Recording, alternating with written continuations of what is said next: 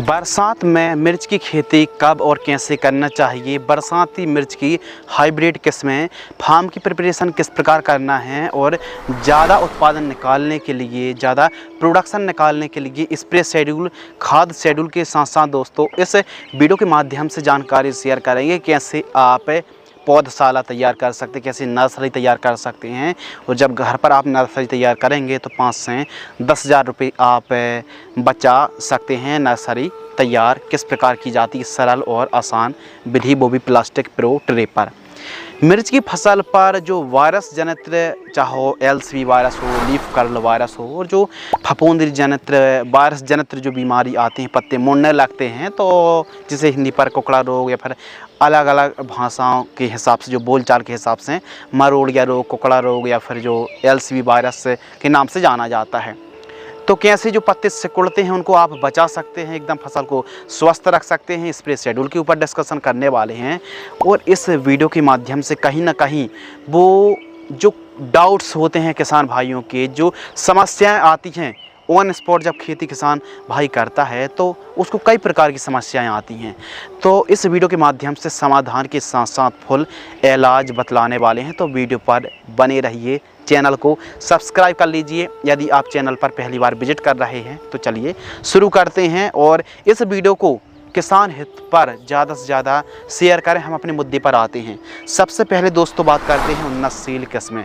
तो इस वीडियो के माध्यम से देखिए, भारत भर में सैकड़ों वैरायटी हैं जिनका उत्पादन अलग अलग है क्लाइमेट्स कंडीशन के हिसाब से, लेकिन इस वीडियो के माध्यम से ऐसी हाइब्रिड किस्मों का हमने समावेश किया है जो कि आप सभी राज्यों पर, सभी प्रकार की भूमि और सभी सीजन पर आप इन वैरायटी को उगा सकते हैं, ग्रो कर सकते हैं। तो जो वैरायटी हैं VNR की उन्नति के नाम से आती है 6013, इसके अलावा अंकुर की 2239, राशि हाईबेस की जो वैरायटी आती है ईगल 151, महिको की तेजा 4 के नाम से आती है, राशि हाईबेस की 078 भी उससे बढ़िया वैरायटी है, और VNR की सुनिधि F1 भी काफ़ी अच्छी है, और एडवांटा गोल्डन सीड्स की AK47 जो कि काफ़ी पिछले साल का यदि हम डेटा उठाएं तो काफ़ी अच्छा फीडबैक किसानों से मिला है, और इस वैरायटी को भी काफ़ी ज़्यादा पसंद किया गया है। AK47 एडवांटा गोल्डन सीड्स की जो वैरायटी आती है। अब इसका मतलब ये नहीं है दोस्तों कि इन वैरायटी पर रोग बीमारी का प्रकोप नहीं होता है, या फिर कोई भी आपको बतलाता है कि इन किस्मों में कोई भी रोग बीमारी नहीं आती हैं, रोगों का प्रकोप नहीं होता है। तो आपको जानकारी के लिए बतला दें कि इन पर, यानी इन किस्मों पर भी रोग बीमारी का प्रकोप देखने के लिए मिलता है यदि आप प्रॉपर स्प्रे शेड्यूल चलाते हैं, प्रॉपर यदि दोस्तों आप फर्टिगेशन शेड्यूल चलाते हैं, केयर करते हैं, देखभाल करते हैं, तो फिर आप इजीली तरीके से, आसानी तरीके से कीटों को कंट्रोल कर सकते हैं। इन किस्मों को आप चुनाव और सिलेक्शन कर सकते हैं। यदि हम दोस्तों प्रति एकड़ सीड्स के ऊपर बात करते हैं तो 1 एकड़ पर 80 ग्राम से लेकर 100 ग्राम सीड्स की रिक्वायरमेंट पड़ने वाली है। और यदि पर एकड़ प्लांट्स के ऊपर बात करें तो यदि आप सिंगल लाइन पर पौधरोपण करते हैं तो तकरीबन 8-8,500 हज़ार पौधे की रिक्वायरमेंट पड़ने वाली। यदि आप सिंगल लाइन पर प्लांटेशन करते हैं, अनुकूल समय के ऊपर दोस्तों बात करते हैं तो बरसाती मिर्च की आप खेती कर रहे हैं तो इसके लिए जो सही समय है जुलाई और अगस्त के मध्य दोस्तों आपको पौधरोपण कर देना चाहिए।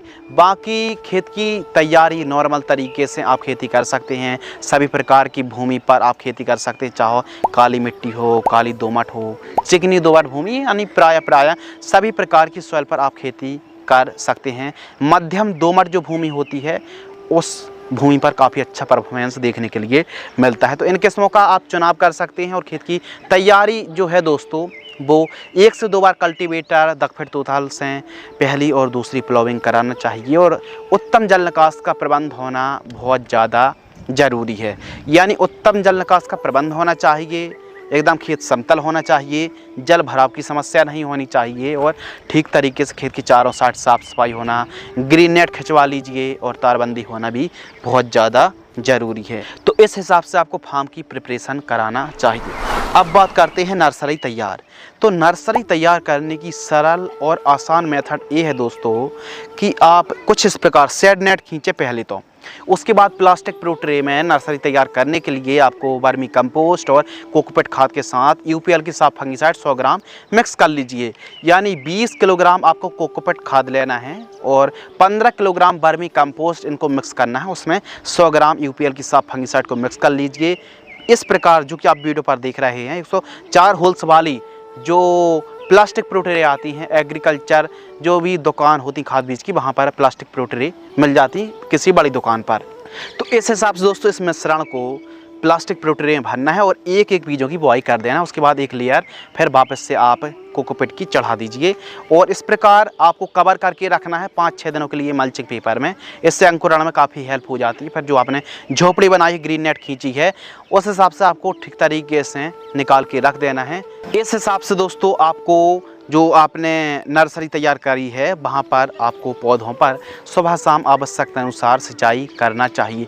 अब जब आप नर्सरी तैयार करते हैं तो माइट्स, थ्रिप्स और लीफ माइनर का प्रकोप हो सकता है। तो इसके लिए थ्रिप्स माइट्स के लिए जो प्रकोप है, वाइट फ्लाई का प्रकोप है, तो इसके लिए सबसे पहले तो आपको एक काम करना है, स्टिकी ट्रैप ही नर्सरी पर लगाना चाहिए और इमीडाक्लोप्रिड या फिर थार्मोथोक्सोम में से कोई भी एक इंसेक्टिसाइड का स्प्रे आप ले सकते हैं। तो इस हिसाब से नर्सरी तैयार करेंगे और जड़ों का अच्छा विकास हो तो इसके लिए एक स्प्रे बहुत ज़्यादा ज़रूरी है। तो जो एक स्प्रे है वो आपको ह्यूमिक एसिड का लेना है। 12-15 दिन के आसपास की फसल होती है। 15 लीटर पानी में 50 ग्राम से लेकर 100 ग्राम 15 लीटर की दर से आपको स्प्रे करना चाहिए। इस हिसाब से यदि आप आवश्यकता अनुसार स्प्रे शेड्यूल चलाते हैं और जो भी आप नर्सरी पर इंसेक्ट का प्रकोप होता है, फंगिसाइड का स्प्रे करते हैं, तो फंगस और कीट का मुक्त आपकी नर्सरी पर नहीं होने वाला है और हरी भरी आपकी नर्सरी तैयार होगी। तो इस हिसाब से आप स्प्रे शेड्यूल चलाइए नर्सरी पर और 28 दिनों में 25 दिनों में स्वस्थ नर्सरी तैयार हो जाएगी। तो इस हिसाब से नर्सरी तैयार करना चाहिए और नर्सरी पर गलन की समस्या ना आए तो इसके लिए आप जैसे रेडोमल गोल्ड फंगिसाइड आती है, 15 लीटर पानी में आप 50 ग्राम की दर से स्प्रे कर सकते हैं। और जब नर्सरी 3 से 4 इंच की हो जाए तो दोस्तों आपको एक काम करना चाहिए कि पौधरोपण फील्ड पर कर देना चाहिए। बेड तैयार के ऊपर दोस्तों बात करते हैं तो बरसाती दिनों पर आप मिर्च की खेती कर रहे हैं तो बेड चौड़ी नहीं बल्कि ऊंचाई ज़्यादा रखें, कोशिश करें, क्योंकि जल भराव और पानी एकदम पानी रहता है बरसात के दिनों पर। तो बेड ऊंची रखिए, 1 से 1.5 फीट रखिए बेड की ऊंचाई। बेड मेकर है फिर बेड राइजर से आपको बेड तैयार कराना चाहिए। बेड की चौड़ाई 2.5 से 3 फीट रखना है और बेड की जो दोस्तों दूरी है बेड से बेड की दूरी वो आपको तकरीबन 2.5 से 3 फीट रखनी चाहिए। लेकिन सेंटर से सेंटर जो बेड का सेंटर है, दूसरे बेड का सेंटर है, 4.5 से 5 फीट डिस्टेंस रखना चाहिए सेंटर से। सेंटर का यह डिस्टेंस काफ़ी बढ़िया है। तो इस हिसाब से बेड तैयार करा लीजिए। और दोस्तों बात करें मल्चिंग पेपर, तो मल्चिंग पेपर आप लगाइए 30 माइक्रोन का और drip irrigation 16 mm inline drip को आप लगवा सकते हैं। और बरसात के दिनों पर यदि आप मिर्च की खेती कर रहे हैं तो वैसे भी कम सिंचाई की आवश्यकता होती है।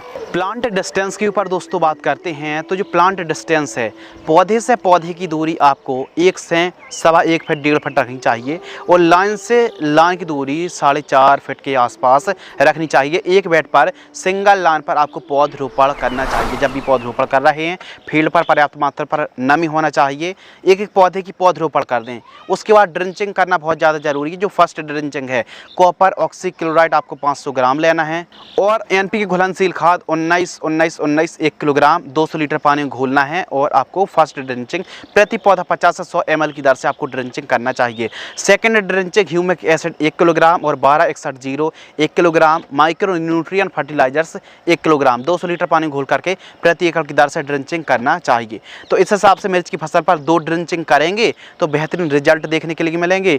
और जो गलन की समस्या आती है, क्योंकि पौधरोपण हमने कर दी बरसात के दिनों पर, डंपिंग ऑफ रूट रॉट की समस्या आती है, तो उसके निवारण के लिए यह जो कॉम्बिनेशन है, यह जो ड्रिंचिंग का शेड्यूल है बहुत ही बेहतरीन है। 2 ड्रिंचिंग करने से जड़ों का काफ़ी अच्छा विकास होता है। पौधरोपण करने से पहले पर्याप्त मात्रा पर नमी होना बहुत ज़्यादा ज़रूरी है। शाम टाइम यदि आप पौधरोपण करेंगे तो फिर अच्छे रिजल्ट देखने के लिए मिलने वाले हैं। इसके अलावा दोस्तों बात करते हैं सिंचाई यानी इरिगेशन। तो जो सिंचाई है मिर्च की फसल पर आवश्यकता अनुसार, हल्की भूमि है तो थोड़ा जल्दी और काली मिट्टी है, काली दोमट है, चिकनी दोमट भूमि होती है तो फिर थोड़ा सा अंतर रख के सिंचाई कर सकते हैं, क्योंकि ब्लैक सॉइल जो होती है दोस्तों वो पानी को ज़्यादा दिन तक स्टोर करके रखती है। तो फिर आवश्यकता अनुसार सिंचाई करनी चाहिए। ड्रिप से 2 से 3 दिन का अंतर रखें, 2-2 घंटे सिंचाई करें। फ्लड एरीगेशन से तकरीबन ये मान लीजिए, फ्लड एरीगेशन से जो आप सिंचाई कर रहे हैं आपको लगभग 8 से 10 दिनों के अंतराल पर सिंचाई करना चाहिए। तो इस हिसाब से सिंचाई करें। खरपतवार नियंत्रण के ऊपर दोस्तों बात करते हैं, वीड कंट्रोल। तो जो खरपतवार की रोकथाम है, जितनी ज़्यादा आप साफ़ सफाई रखेंगे, मतलब दोनों बेड के बीच में एकदम क्लीननेस रखेंगे, सफ़ेद मक्खी का प्रकोप कम देखने के लिए मिलेगा। तो साफ़ सफाई प्रॉपर बनाए रखें, प्रॉपर साफ़ सफाई करें और निराई गुड़ाई सबसे बेस्ट है, सर्वश्रेष्ठ है। जितनी ज़्यादा मिर्च की फसल पर आप साफ़ सफाई रखेंगे उतना ही बेहतरीन रिजल्ट देखने के लिए मिलेगा। मिर्च की फसल पर सबसे महत्वपूर्ण टॉपिक और विषय के ऊपर बात करते हैं, स्प्रे शेड्यूल। यानी जब भी आप मिर्च की फसल पर किसी भी कीटनाशक का स्प्रे लेते हैं तो उससे पहले हम समझते हैं कि मिर्च की फसल पर कौन सा कॉम्बिनेशन बेस्ट रहेगा, कौन सा स्प्रे सर्वश्रेष्ठ रहेगा और कौन सा स्प्रे अति उत्तम रहेगा। तो सर्वश्रेष्ठ रिजल्ट के लिए और जो भी आप स्प्रे कर रहे हैं उसके भरपूर रिजल्ट के लिए दोस्तों हम सबसे पहले तो समझते हैं मिर्च की फसल पर कौन कौन से कीट का प्रकोप देखने के लिए मिलता है। सफ़ेद मक्खी है, थ्रिप्स है, माइट्स, फली छेदक है, एफिड जैसिड, आद्र गलन की समस्या आती है, फ्रूट रॉड है, डाई बैक है, पाउडर मिल्ड्यू, लीफ स्पॉट के साथ साथ बैक्टीरियल विल्ट और फली छेदक का प्रकोप देखने के लिए कुछ ज़्यादा ही देखने के लिए मिलता है। तो कई प्रकार की समस्याएं आती हैं, तो इनको रोकने के लिए जो स्प्रे शेड्यूल बतला रहे हैं वो 15 लीटर की दर से आपको बतलाएंगे। तो जो फर्स्ट स्प्रे है, ट्रांसप्लांट से हमारी मिर्च की फसल 15 से 18 दिन की फसल होती है तो ऐसी टाइम पर 20% SP इंसेक्टिसाइड 10 ग्राम लेना है और डाइक्लोरोवॉस 76% EC इंसेक्टिसाइड 15 ml 15 लीटर पानी में घोल करके स्प्रे करना चाहिए। सेकेंड स्प्रे 30 से 35 दिन, थर्ड स्प्रे 45 से 50 दिन की फसल होती है तो बायोआर 303 और थायोफेनेट मिथाइल को मिक्स करके स्प्रे करना चाहिए। फोर्थ स्प्रे 60 से 65 दिन, फिफ्थ स्प्रे 80 से 85, छठवा स्प्रे 95 से 110 दिन की फसल होती है तो पायरिप्रॉक्सीफेन 10% EC 40 ml, copper oxychloride 50% WP fungicide 40 ग्राम 15 लीटर पानी में घोल करके स्प्रे करना चाहिए। सेवेंथ स्प्रे 110 से 115 दिन, आठवां स्प्रे 125 से 130 दिन और वहीं नाइन्थ स्प्रे की बात करें तो 140 से 145 दिन की फसल होती है तो प्रॉपर जाइड 57% EC जो मकड़ीनाशक 15 ml, लैम्डा साइलोथ्रीन 5% जो EC आती है या 4.9% EC वाली कोई भी जैसे कराटे आती है 25 ml 15 लीटर की दर से स्प्रे करना चाहिए। 10वां स्प्रे 155 से 160 दिन की फसल होती है, 11वां स्प्रे 170 से 175 दिन और वहीं 12th जो स्प्रे है दोस्तों 12वां स्प्रे 180 से 150 दिन के आसपास की फसल होती है तो टेबू और कैप्टन का जो कॉम्बिनेशन आता है 25 ml लेना है और इसके साथ carbosulfan 25% EC insecticide 30 ml 15 litre की दर से स्प्रे करें। 13वां जो स्प्रे है दोस्तों 190 से 195 दिन, 14वां स्प्रे 200 से 210 दिन की फसल होती है और वहीं 15वां स्प्रे 220 से 230 दिन के आसपास की फसल होती है तो फिप्रोनिल 80% जो कि डीजी फॉर्म में आती है 3 से 4 ग्राम और नीम ऑयल जो 1000 से 10,000 ppm वाला होता है 30 ml 15 लीटर की दर से स्प्रे करना चाहिए। तो इस वीडियो के माध्यम से दोस्तों जो स्प्रे शेड्यूल है लगभग 7-8 महीने का स्प्रे शेड्यूल शेयर किया है, वो भी डिटेल के साथ।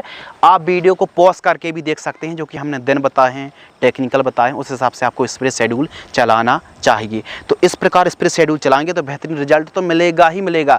आप थोड़ा सा लॉजिक लगाकर ऑब्जर्वेशन करें, देखभाल करें कौन से कीट का प्रकोप है, यदि कीटों का पहचान करने में समस्या आ रही है तो डेडिकेटेड वीडियो बना रखी, कीटों का विज्ञान आइडेंटिफाई कैसे करें, कंट्रोल कैसे करें। तो प्रॉपर वीडियो देखने के लिए जो कीटों का विज्ञान है लिंक डिस्क्रिप्शन या फिर एंड स्क्रीन में मिल जाएगी। तो चलिए अपने टॉपिक पर आते हैं। हम बात कर रहे थे स्प्रे शेड्यूल। तो आवश्यकता अनुसार आपको ऑब्जर्वेशन करके स्प्रे शेड्यूल तो चलाना चाहिए। उसके बीच में केयर करना भी बहुत ज़्यादा जरूरी, निराई गुड़ाई करें, टॉप ड्रेसिंग करें, मिट्टी को चढ़ाएं और प्रॉपर सिंचाई करें। इसके अलावा पीला ट्रैप, नीला ट्रैप, स्टिकी ट्रैप लगाने से इंसेक्ट का प्रकोप कम होता है और खेत के चारों साइड गेंदे की 2-4 लाइन लगा लीजिए। इससे हमारी फसल स्वस्थ रहती है, कीट मुक्त रहती है और कम कीटों का प्रकोप देखने के लिए मिलता है। तो इस हिसाब से आवश्यकता अनुसार जो भी आप आपकी फसल डिमांड कर रही है, उस हिसाब से आप स्प्रे शेड्यूल चलाइए। फर्टिगेशन शेड्यूल के ऊपर दोस्तों बात करते हैं, यानी खाद का जो शेड्यूल है, यदि हम प्रॉपर मिर्च की फसल पर अच्छी पैदावार निकालने के लिए और खासकर दोस्तों 70 से 75 टन यदि आप उत्पादन निकालना चाहते हैं तो इन खादों को यदि आप चलाएंगे तो बेहतरीन आपको रिजल्ट देखने के लिए मिलने वाला है, उत्पादन बढ़ेगा। तो प्रॉपर पोषक तत्वों की पूर्ति करने के लिए आपको ड्रिप से कौन सी खाद चलानी चाहिए, आइए दोस्तों डिटेल में समझते हैं। तो जो भी हम खाद का शेड्यूल बतलाएंगे वो वेंचुरी के माध्यम से, यानी ड्रिप से प्रति एकड़ की दर से एक दिन में एक खाद इस्तेमाल करनी है और फिर 2-4 दिन का अंतर रखना चाहिए। फर्स्ट खाद ट्रांसप्लांट से 10 से 12 दिन की फसल होती तो NPK घुलनशील खाद 19-19-19 2 किलोग्राम आपको ड्रिप से देना चाहिए। सेकंड खाद 15 से 17 दिन की फसल होती है, थर्ड खाद 25 दिन, फोर्थ खाद लगभग 30 दिन के आसपास की फसल होती है, वहीं फिफ्थ खाद 35 दिन, छठवीं खाद 40 दिन। तो इस हिसाब से दोस्तों आप वीडियो को पॉज करके देख सकते हैं, लगभग 15 खाद के आसपास आपको जो फर्टिगेशन शेड्यूल है वो चलाना चाहिए। तो इस हिसाब से आवश्यकता अनुसार फर्टिगेशन शेड्यूल चलाइए। बीच बीच ह्यूमिक एसिड है, माइक्रो न्यूट्रियन है, इनका पूर्ति आपको करते रहना चाहिए। गन्ने का गोला है, ट्राइकोडर्मा, जीवामृत है, PSB नाइट्रोजन का बैक्टीरिया है, PSB है, KSB है, तो इनको यदि आप आवश्यकता अनुसार चलाएंगे। और वहीं NPK में NPK घुलनशील खाद 19-19 है, 052-34 है, 1261-0, 1744-0, 052-34 है, 0050-13-40, 13-13-045, इनको यदि आवश्यकता अनुसार चलाएंगे तो बेहतरीन रिजल्ट देखने के लिए मिलेगा। तो आवश्यकता अनुसार ऑब्जर्वेशन करके ही अपनी मिर्च की फसल पर फर्टिगेशन शेड्यूल चलाना चाहिए। तो ये था फर्टिगेशन शेड्यूल। यदि फसल स्वस्थ है, एकदम मस्त है, तो फिर फर्टिगेशन शेड्यूल को आप जो गैप है, अंतर उसको बढ़ा भी सकते हैं। अब बात करते हैं लाइफ साइकिल। यदि आप व्यवस्थित तरीके से, वैज्ञानिक तरीके से मिर्च की खेती करते हैं तो 7 से 8 महीने कम से कम चलने वाली 8 महीने से 10 महीने बड़े आराम से चल जाती है। लागत के ऊपर दोस्तों बात करते हैं तो इस हिसाब से खेती करने पर 1,50,000 से 1,60,000 रुपये के आसपास लागत लगने वाली है। बाजार भाव के ऊपर बात करते हैं तो हमारे किसान भाइयों को 10 रुपये से लेकर 40 रुपये प्रति किलोग्राम का रेट देखने के लिए मिलता है। उत्पादन प्रोडक्शन के ऊपर दोस्तों बात करते हैं, इस हिसाब से यदि आप खेती करेंगे तो 50 से लेके 65 टन तक आप 1 एकड़ से उत्पादन निकाल सकते हैं। उत्पादन बढ़ भी सकता है यदि आप प्रॉपर केयर करते, प्रॉपर देखभाल करते हैं। मुनाफा के ऊपर दोस्तों बात करते हैं तो सभी लागत को काटकर आप बरसाती मिर्च की खेती से कम 7 से 8 लाख कम से कम दोस्तों कमाई कर सकते हैं। यदि आपको 10-15 रुपये केजी का भी रेट मिलता है, यदि रेट और भी अच्छा मिलता है तो फिर 1 एकड़ से और भी जो आमदनी वो बढ़ने वाली है। तो ये मान लीजिए थोड़ा सा हम